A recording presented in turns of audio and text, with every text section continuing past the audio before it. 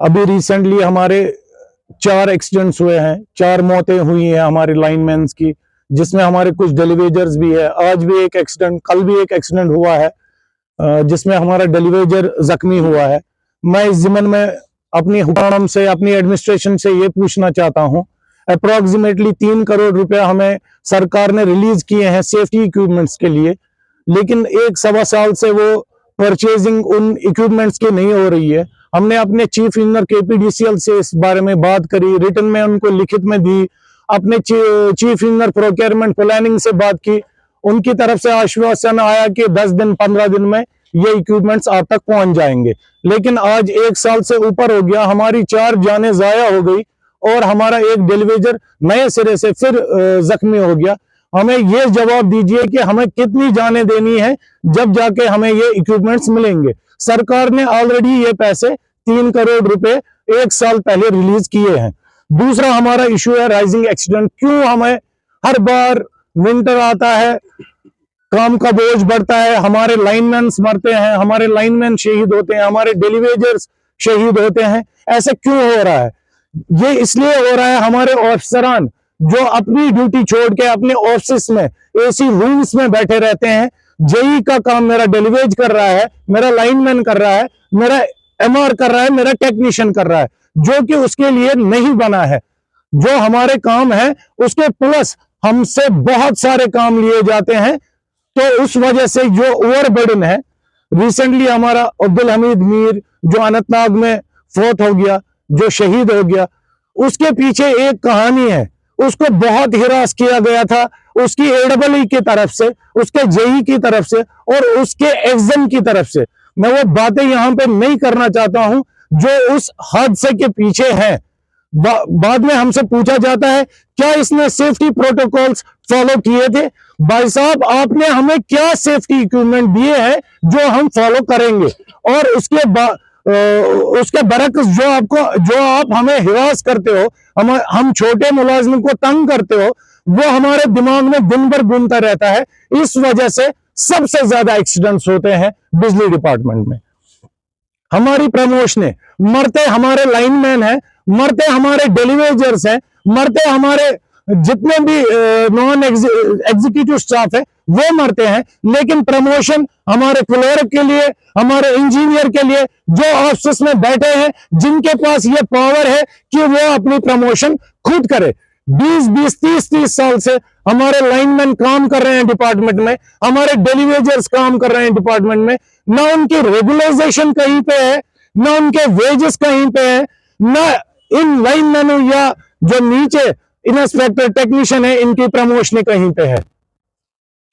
हम chief engineer MD साहब से रिक्वेस्ट करते हैं, तब तक आप न तो कोई फंक्शनल या नॉन फंक्शनल प्रमोशन हमारे डिपार्टमेंट में कीजिए, जब तक ये जो डिपार्टमेंट चला रहे हैं, ये जो एग्जीक्यूटिव स्टाफ डिपार्टमेंट चला रहा है, जब तक इनकी प्रमोशन नहीं हो।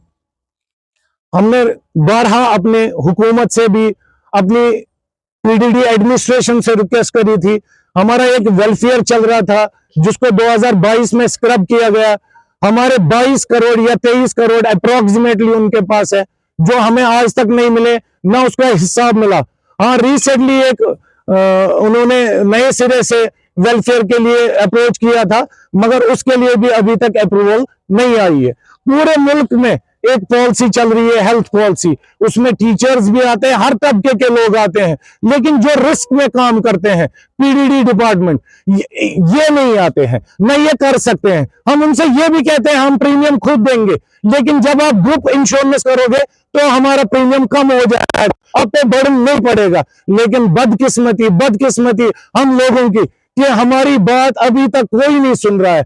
हमने अपने चीफ मिनिस्टर से भी बारहा गुजारिश की थी, शायद उन तक हमारी आवाज नहीं पहुंच रही है। जो आपका कौम नीचे आपके लिए लड़ रहा है, आपका सिस्टम चला रहा है, उसकी हमारी आवाज सुनी नहीं जा रही है। और हमने इसी ज़िमन में सैटरडे को 27 तारीख बरोज सैटरडे हमने चीफ ऑफिस चलो रखा है। सारे मुलाजिमों से, जो जितने भी वैली में हमारे बिजली के मुलाजिम हैं, वो चीफ ऑफिस जाएंगे, अपने चीफ साहब और एमडी साहब को एक मेमोरेंडम याददाश्त पेश करेंगे, क्योंकि वो भूल चुके हैं नीचे हमारे लोग काम कर रहे हैं। देखिए, हमने प्रिंसिपल सेक्रेटरी को भी इंटीमेट किया है पहले ही, इससे पहले 10-15 दिन या 20 दिन पहले इंटीमेट करा था इस बारे में, जो कि रिगार्डिंग हमारी प्रमोशंस है। अगर चीफ साहब और एमडी साहब ने इस जिमन में कोई भी चीज मतलब एग्जीक्यूटिव स्टाफ को नेग्लेक्ट किया, भूल गए और बाकी सबकी प्रमोशन करी, तो हम इस चीज को आगे बढ़ाएंगे किसी भी सूरत में। देखिए, डेलीवेजर तो करीबन 12,000 है, जिसमें हमारी एडमिनिस्ट्रेशन ने 6,200 का एक्सेप्ट किया है, और 6,000 ऐसे हैं जिनको वेजेस भी नहीं मिल रहे हैं, लेकिन हमारे डिपार्टमेंट में वो काम कर रहे हैं बिना वेजेस के, एक बंधुआ मजदूर की तरह। और जो हमारे रेगुलर मुलाजमीन है, ये अप्रोक्सीमेटली 6 से 7,000 तक होंगे, जिनकी प्रमोशनें 20-20 साल से नहीं हुई है, जिन्होंने डेलीवेजरी से इस डिपार्टमेंट में कदम रखा है 15 साल 20 साल डेलीवेजरी का, उसके बाद जूनियर लाइनमैन 10 साल, उसके बाद लाइनमैन सेकंड, उससे आगे वो कभी नहीं गए हैं। At the verge of retirement वो 2610 में रिटायर हो रहे हैं या उनकी डेथ हो जाती है। अगर कोई पेंशन तक पहुंचता है तो उसकी पेंशन अप्रोक्सीमेटली 12 से 13,000 रुपए रह जाती है, जो कि अपनी फैमिली को या खुद की दवाइयां फीड नहीं कर पाता है। जी, पहले तो हम तो कभी भी गवर्नर साहब से नहीं मिले, बजरिए मीडिया उनसे बात मतलब अपनी बात पहुंचाई।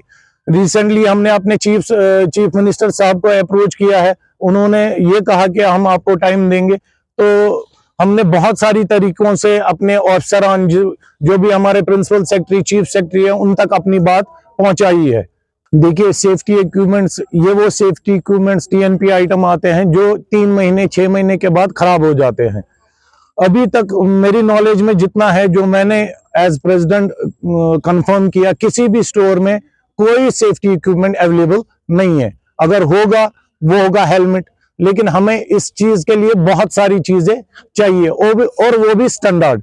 जो आपने वेलफेयर के बारे में पूछा, जो 3 लाख रुपए निकलते थे, वो हमारे अपने सैलरी से सारे मुलाजिम कंट्रीब्यूट करते थे, जिसमें एग्जीक्यूटिव स्टाफ भी था, क्लर्कल स्टाफ भी था और इंजीनियर स्टाफ भी था। वो कंट्रीब्यूट करके अपने मुलाजिमों में बांट देते थे। 2022 में उसको स्क्रैप गवर्नमेंट की तरफ से बंद कर दिया गया, और जो वो बचा हुआ पैसा है वो डिपार्टमेंट के पास है, उसका कोई अभी तक हमें हिसाब नहीं मिला है। देखिए, 1981 में 381 एक रूल बना था जिसमें हम सब फॉल होते हैं, लेकिन बदकिस्मती से ये जो एग्जीक्यूटिव स्टाफ, जो लाइन स्टाफ है, नीचे दर्जे पे काम करता है, बिना ऑफिस के काम करता है, जो लोगों को सर्व करता है, उनके लिए रूल से वो शायद निकाल दिया गया है, डिलीट कर दिया गया है प्रमोशन का वर्ड। अब जो प्रमोशन रह गई है वो ऑफिस में बैठे हुए लोगों के लिए है, क्योंकि वो उनके ही हाथ में है कि किसकी प्रमोशन कब करनी है। अपनी प्रमोशन कब करनी है, जो हमारे साथ SRO 43 में लगा है मिनिस्टेरियल ग्रेड में, उसकी 3 साल बाद प्रमोशन होती है। जो मेरे साथ लगा है वो आज SO है, मैं वहीं का वहीं लाइनमैन का लाइनमैन ही हूँ। देखिए, हमारे ये जो 2-3 इश्यूज हैं, बर्निंग इश्यूज है, एक हमारे सेफ्टी इक्विपमेंट्स है, अगर हमें ये नहीं मिलते हैं तो हम इस कॉल को बढ़ाएंगे। दूसरा इशू है जो हमारे एक्सीडेंट्स हुए हैं, जिनके पीछे हमारे अफसरान PDLs को सस्पेंड करते हैं या अटैच करते हैं, लाइनमैन को अटैच करते हैं, जिनका कोई रोल ही नहीं बनता है।